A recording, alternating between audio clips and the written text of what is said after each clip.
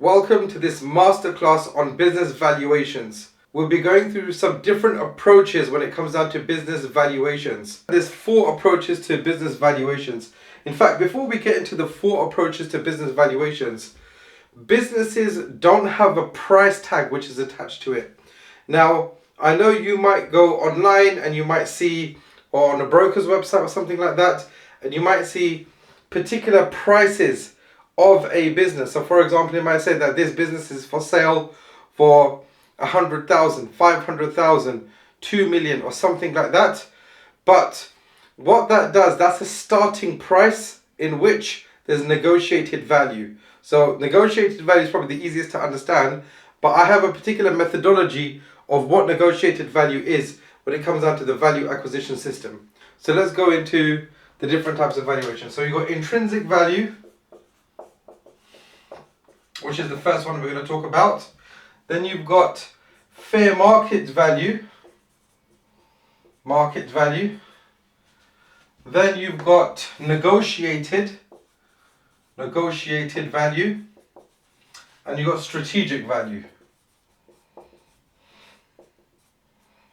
So we are going to talk about, so from buy side, we like intrinsic value. We are okay with fair market value, and in certain circumstances, depending on the particular business and with value acquisition principles, there's particular reasons why you would be okay with also paying for negotiated value, and we're also okay with negotiated value. However, from a value acquisition perspective, well, now what is value acquisitions? Value acquisitions is buying wonderful businesses for fair prices. This is Warren Buffett's quote after he met Charlie Munger. Buying wonderful businesses for fair prices. So there's no way that you're going to pay strategic value for a wonderful business. Okay? Because it's not going to be a fair price. In fact, strategic value is an unfair price when it comes down to business acquisitions from the acquirer's perspective. Of course, when you're selling a business, you want to try and get strategic value.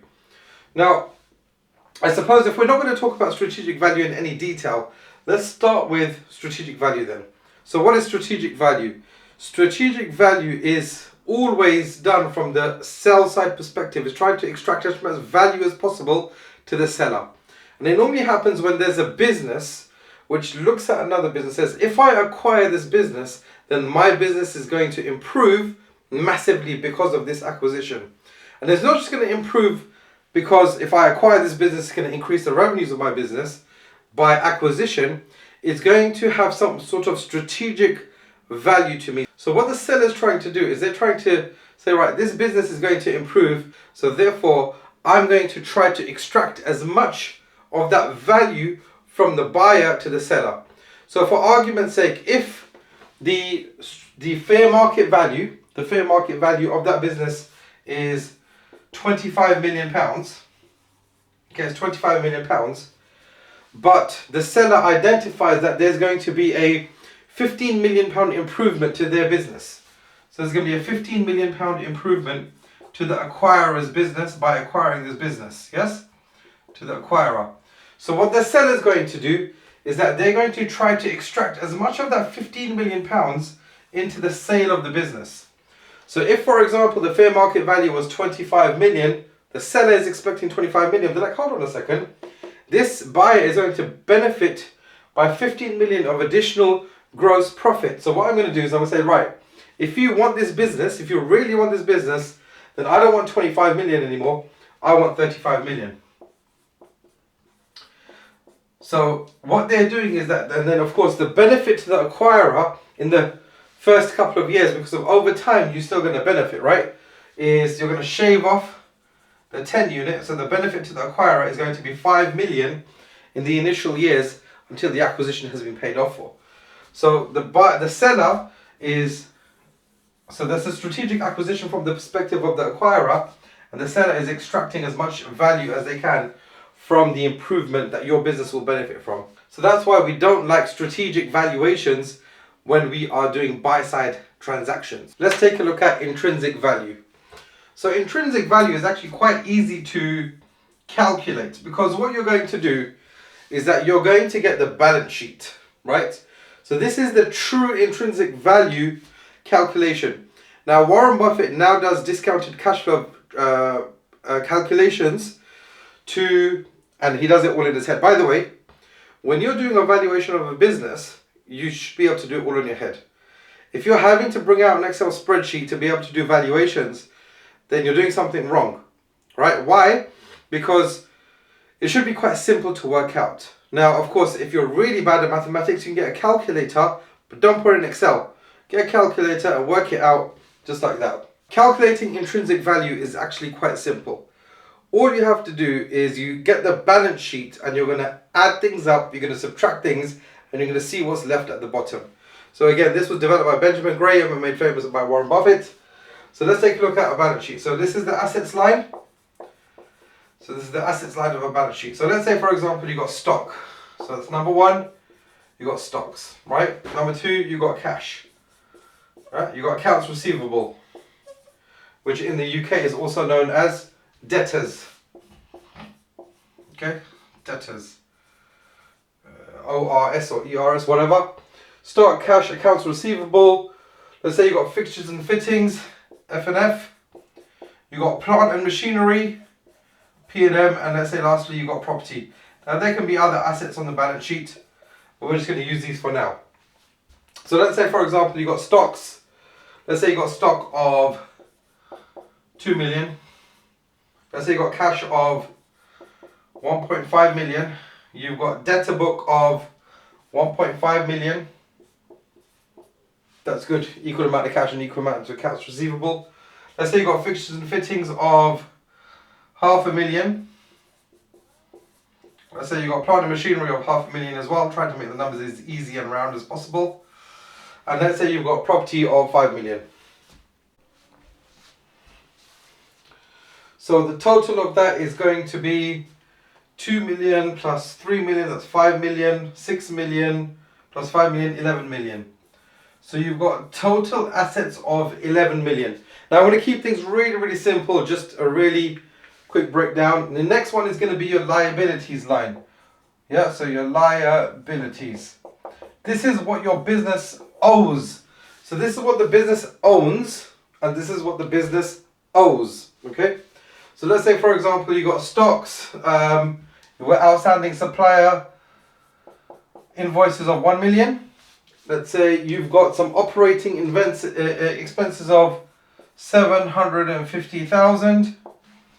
That's fine. Let's say you got some taxation. We're going to put some taxation here. So let's say, for example, you've got 250k in outstanding taxes.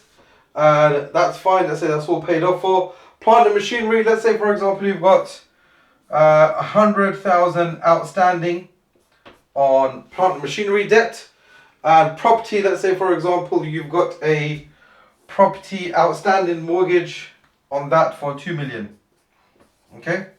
So this is all negative because that's what you owe people. This is what the business, well, not you, that's what the business owes people. Okay? That's suppliers, that's operating, that may be, for example, wages and other, electric, gas, all of that stuff that is needed. That's tax, and that's outstanding debt on the plant and machinery. And that's the outstanding debt on the property. So now you have to add all of this up. That's 1 million, 2 million, 3, 4 million, 4 million, 100,000. Okay? So you've got 4.1 million, which is outstanding. So now you get your 11 million and you subtract 4 million, 4.1 million. So I'm just going to keep these numbers easy. Let's say there's nothing there. That's 4 million. Okay, not 40 million. Let's just move that zero completely. Okay, 4 million outstanding. 11 minus 4 leaves you with an intrinsic value of the business is 7 million. So what is it? Why is that 7 million? It's basically if I got everything that the business owns and I paid off everything that the business owes, I'll be left with 7 million. Okay, I'll be left with 7 million. And that's the intrinsic value of the business. That is what actually the business is worth. Now, There's another thing that needs to be taken into consideration, because once you purchase stock, there's certain stock, for example, that you can't sell if the and this normally when you look at intrinsic value, that's like your worst case scenario if the business went into liquidation, right? If the business went into liquidation, so then you have to look at, is this stock, for example, when you fire sale it, how much is it worth? When you, for example, look at your fixtures and fittings, if you fire sale it, how much is it worth? If you look at your plant and machinery, if you fire sale it, how much is it worth?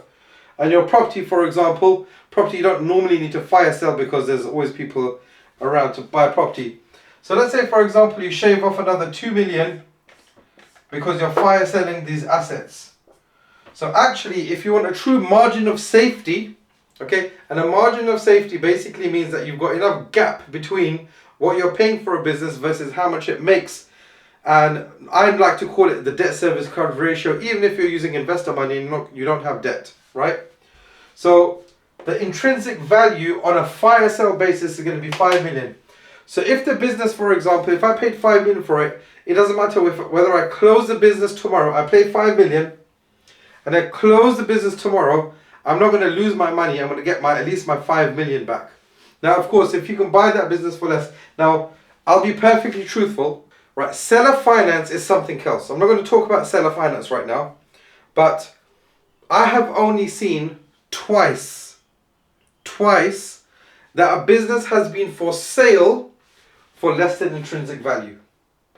Okay, me myself. Now, one of them I was kicking myself because I'm normally looking for businesses all the time, whether it's networking with people, whether it's actually going onto websites and checking those stupid listings which are out there. I didn't check the listings for like 3-4 days or something, right? And during that period of time, a business came up for sale which was less than intrinsic value. Someone came in, made an offer, and I called up and I said, right, they're making offer as a cash buyer. They're coming in and they are basically completing on the sale as soon as possible. And I waited like I think it was like a month or something, and said, yeah, it's going to close in like next week. And the business went off the market. But there was another time, and I can't remember that time because I wasn't as gutted with that one. But it's very rare that you actually see a business for sale for less than intrinsic value on the open market, right? Now, when you're doing seller finance, and by the way, I don't teach this, you know, go and buy a business for £1. If you want to learn that, go and watch someone else's videos, right? Now, I'm not saying I've done seller finance deals, 100% seller finance deals myself, but don't watch this channel if you're thinking you can go and get a business for £1. Go and watch someone else, okay? Right, coming back here. Now, if you do a seller finance deal, now for example, let's say you get this intrinsic value is 5 million, you pay 2 million up front, you've paid less than 2 million, and then you're going to pay, for example, I don't know, 6 million over time, yeah? And then, by the way, that's a fantastic deal because you're paying, you know, let's say 20%. It might be, the math might be wrong there. 8 million, yeah. So you're paying 25% up front. Yeah, you're paying 25% up front. And by the way, you know, when you've got deals in the millions, you can't pay 25% up front. You have to pay more. Yes? You have to pay at least 50%. Unless the person's dying and they need the money tomorrow because they need to pay for their funeral and they need to give the money to their children, that's different. Okay, that's different. I'm talking about a business owner who's got relatively, you know, more than 5 years to live. And they've got this fantastic business that they want to sell, right? Because they want to cash in on the lifetime's worth of work. You can't pay 25% up front. You have to pay at least 50% minimum. Okay? Right, so intrinsic value is that. That's my rant down for the day. Well, I'm not promising there. So that's intrinsic value, very, very easy to understand. And let's move on to the next one. Right, next one is fair market value. So fair market value is an interesting topic because when you have fair market value, then that's divided into two types of valuations. Two types of valuations which come fair market value. The first one that we're going to do is SDE, which is known as seller's discretionary earnings. So seller's discretion, I can't spell discretionary. That's how you spell it, yeah? Discretionary earnings. And the other one is a multiple of EBITDA. also known as price to earnings ratio. So we're going to do a multiple of EBITDA.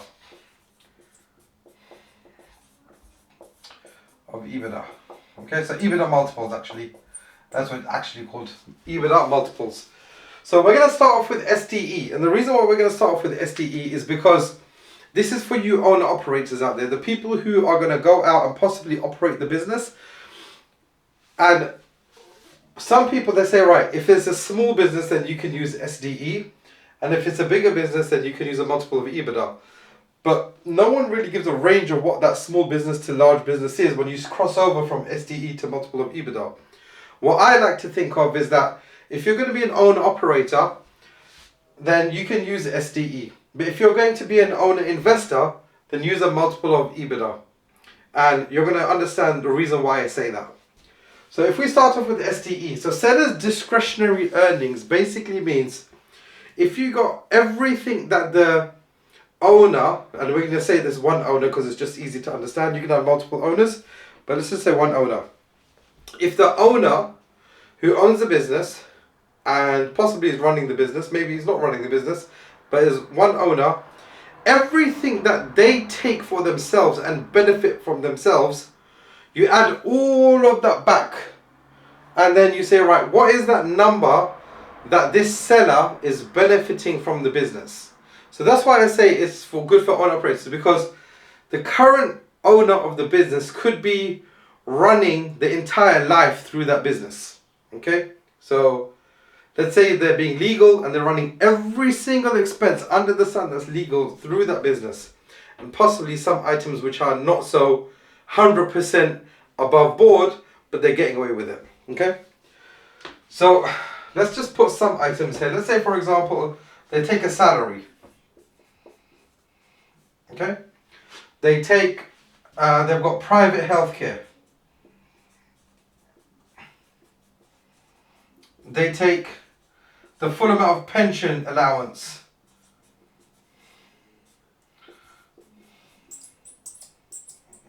Okay, they have a vehicle, a car that they're running through the business. Now this vehicle here is not a vehicle which is used for business, but they are leasing a vehicle which is being run through the company. Let's say, for example, they have their mobile phone, because they add back anything these days, right? Phone. Okay, let's keep it at that. We're going to keep it simple, right? So let's say for, dividends, of course, dividends.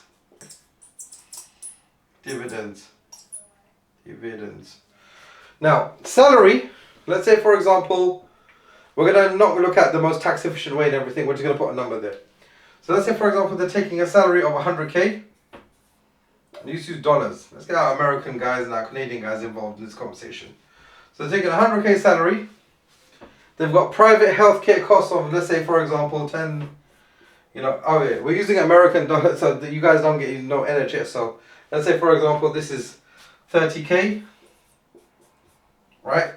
They're using their full pension allowance. Now, I don't know what the full pension allowance is, but let's use the UK current pension allowance in which you can deduct that. And let's say they got their vehicle, and they've got a nice Bentley that they're running through the business. So let's say, for example, that vehicle is also significant. Let's say it's 60K per year. 5,000 a month. No, that's not enough. It's going to be, let's just put 160K there just for illustration purposes. And they got their mobile phone. Let's say, for example, that's 2K per year. And then they've got dividends, in which they're taking their dividends. And let's say their total dividends that they're taking is 400,000 per year. Okay, so a slightly smaller business, this one. So now you have to add all of that up. What's the total on this? We're going to put the total on top, just because there's more space, right? 400K plus 100K, that's 500,000. So 500, 660,000. 720,000, 720, and then 750, 752. 752,000. That is the total seller's discretionary earnings is 752,000. Now, that's the benefit in which the owner's taking. They're taking the salary, private healthcare, pension allowance, car, phone, and dividends. Okay? They're extracting that every single year. Now what they do is that they apply a multiple to that. Now, the multiple which is normally applied to SDE is lower than the multiple that can be applied to EBITDA. And the reason for that is because normally it's done for owner-operator businesses when the owner is doing the managing. So therefore, that's why I say this is SDE is okay, because if you're going to be an owner-operator, you can be like, okay, this business, if I run it, then, you know, regardless of me growing the business and everything, right now, if all else is the same, I can take, for argument's sake, 752,000 out of the business. Okay? Now let's just make this 750,000 to make it a little bit easy. Seller's discretionary earnings normally doesn't go past a 2 times multiple. Seller's discretionary earnings doesn't normally go past a 2 times a multiple. So if we have 750,000 and we're applying the biggest multiple to it, multiplied by 2, the business valuation is going to be 1.5 million. So the fair market valuation for that business is going to be 1.5 million. Let's put a second around that. 1.5 million. If it's 1.5, then it's going to be 750 plus 325, right? So, no, it's going to be more than that. 750 plus, in my calculator. This is why mathematics, you need good maths. My calculator is all the way there. 1 minute. There we go, trusted calculator. Multiplied by 1.5, 1.125 million. So, if for example, as a 1.5 multiple, then it's 1.125 million is the valuation of the business. If it's 2 times multiple, then it's 1.5 million.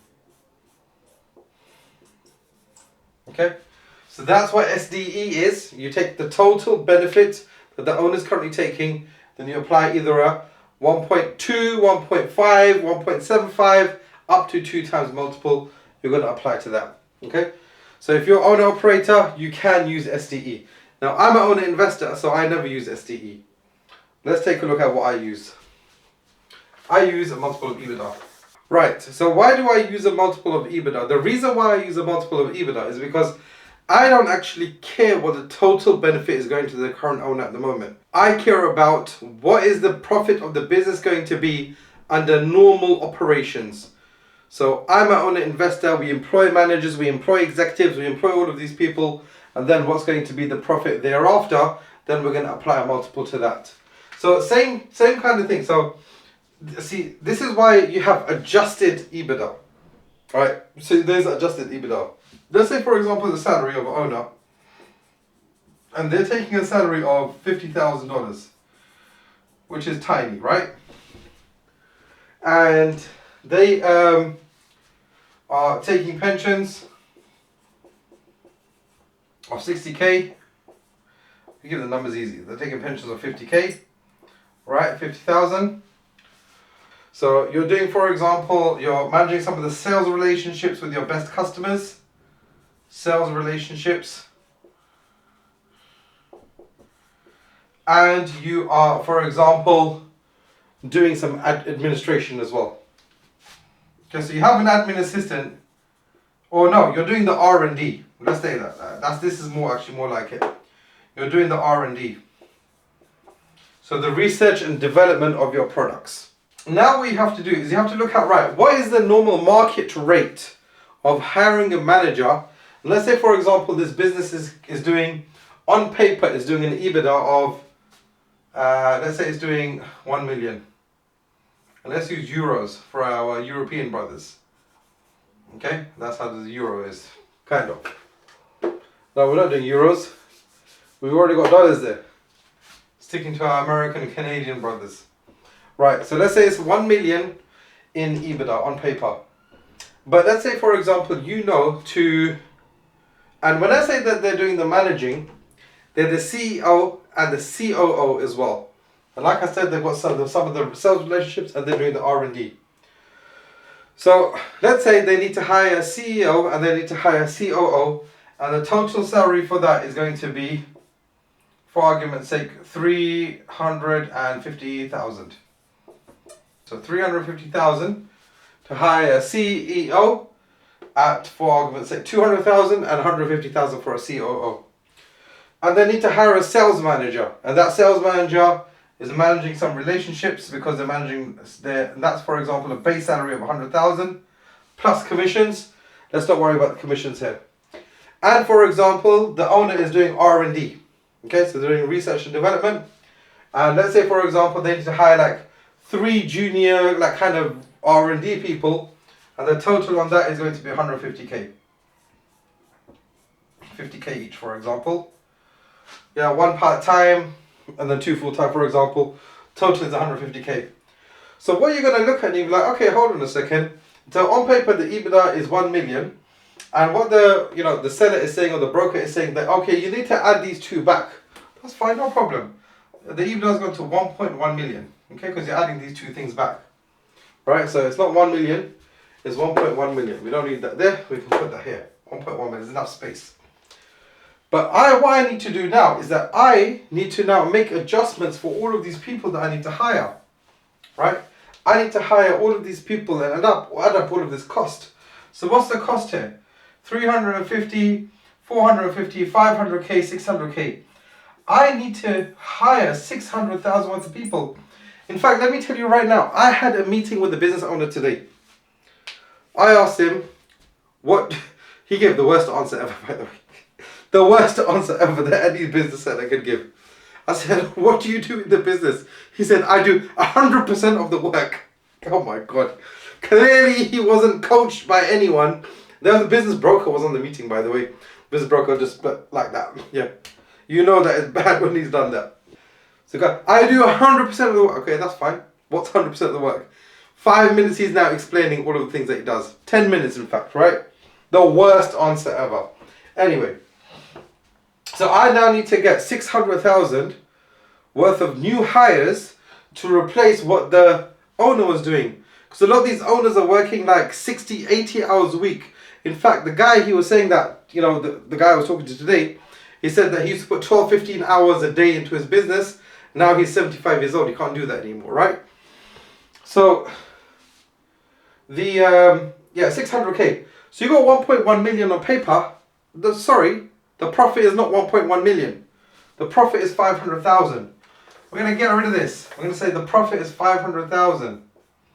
That's the actual profitability of this business. So I don't care what it says on your accounts, because that's different. You're doing everything. You expect me, who's got multiple other 6, 7 other businesses, you want me to go and run your business now? I'm not running your business. I don't run my own businesses. What am I going to run your business for? Right? So I need to hire all of these people. Now, you get your 500,000, and then you now apply a multiple for that. And the multiple can be anything from 2 to 8. Now, I know a lot of people in this, coaching of buying businesses and so on, they say 3 to 5. Okay? But and by the way, it can be more than 8. It can be more than 8. If you're in a tech space, especially SaaS or something like that, and you're not doing a multiple of EBITDA in SaaS and accounting, you're doing a multiple of turnover. It's obviously not at this level. But okay, let's not go down that rabbit hole for now. 2 to 8. It can be 8 times multiple. Now it won't be in this case because there's a bunch of adverts that need to be done and to hire a bunch of people. But it can be in the right business. It can be 8 times multiple. Why? Because that business has proprietary products and services that no one else can sell. They've got market positioning, which puts them as one of the top companies. Actually, the guy that I was talking to today, in his industry, yeah, he sells like bathrobes and towels and all of this stuff, like high quality stuff, yeah. He is the top player. There is no one out there who is better than him, like in terms of his product offering. So it's too bad that he was doing 100% of the work. So let's forget the guy I was talking to right now, but let's say there's proprietary products and services, they're market leaders, everyone knows the brand, it's the prestigious brand, everything like that. You can pay a 6 times multiple, 8 times multiple. Now, do I recommend you doing that for your first, second, third, fourth deal?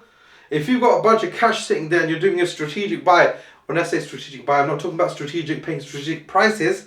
I'm talking about you doing a strategic buy, purchase, acquisition, then there's no harm in paying 8 times multiple, right? Because what you're going to do is that you're going to like triple your revenue and double your profits, for argument's sake, right? But that's not common to pay 8 times multiple for businesses which are doing less than sort of 5 million in profit.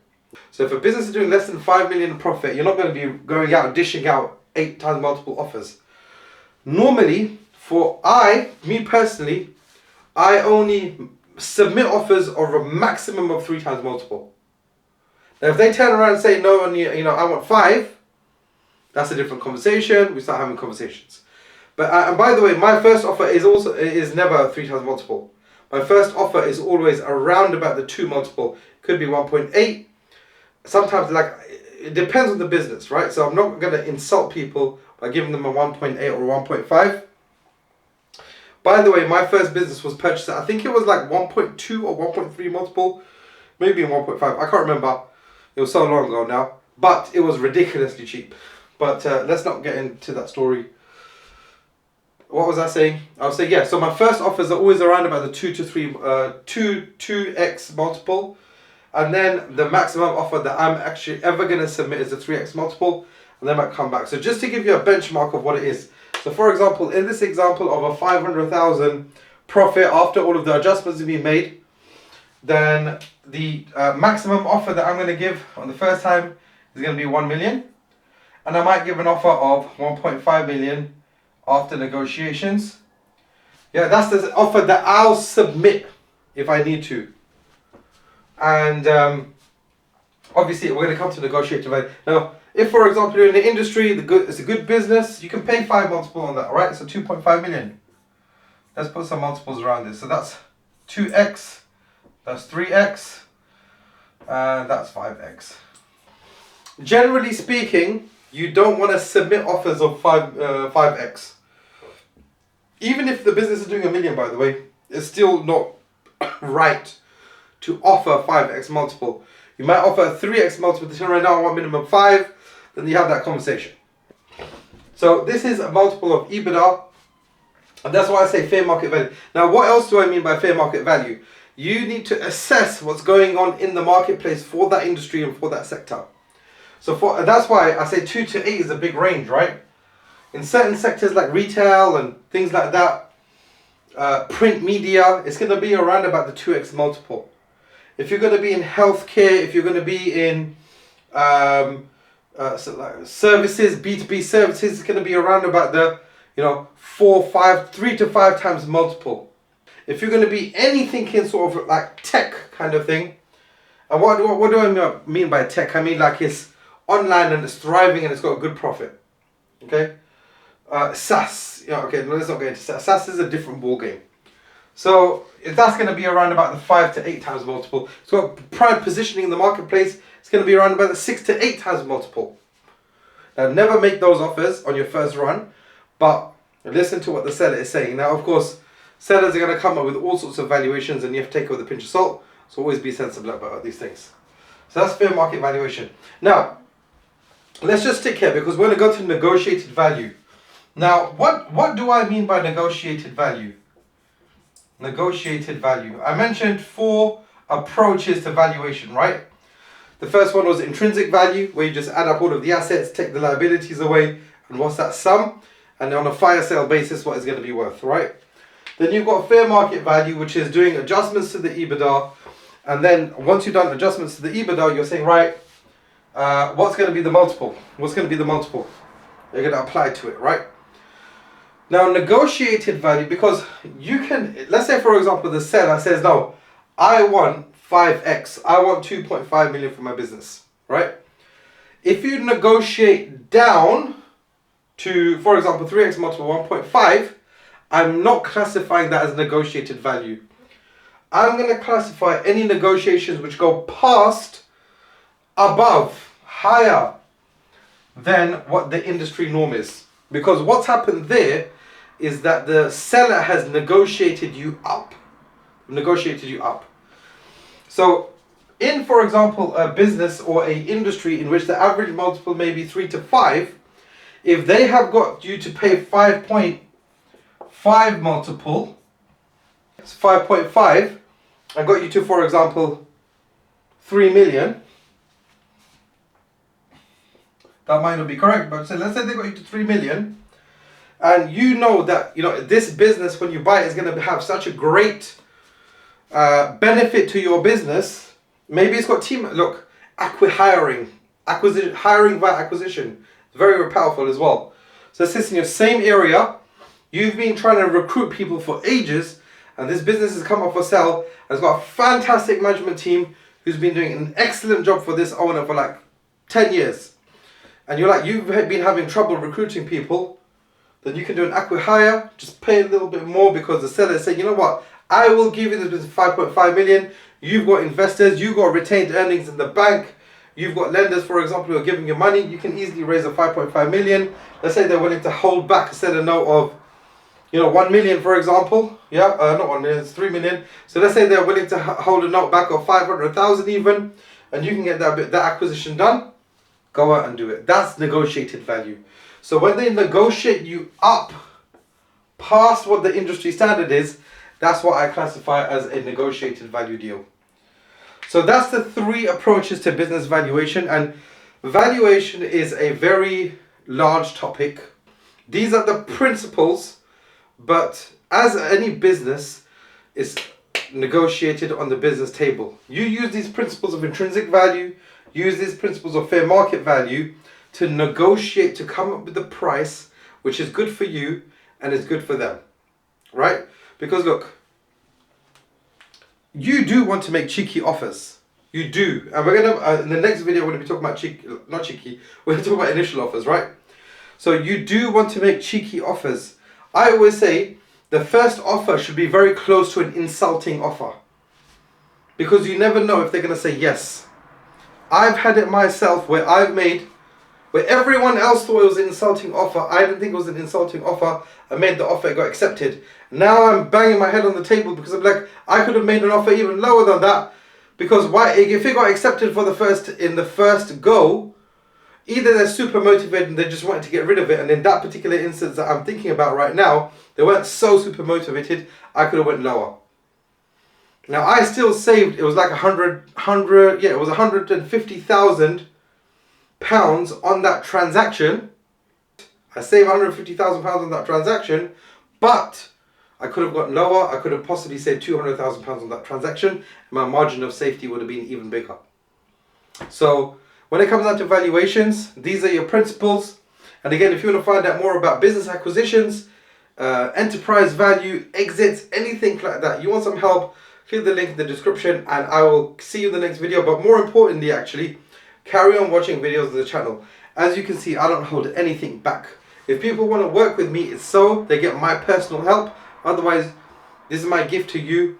Benefit from this channel, learn and go out and do acquisitions. Best of luck with your acquisition journey, and I'll see you in the next video.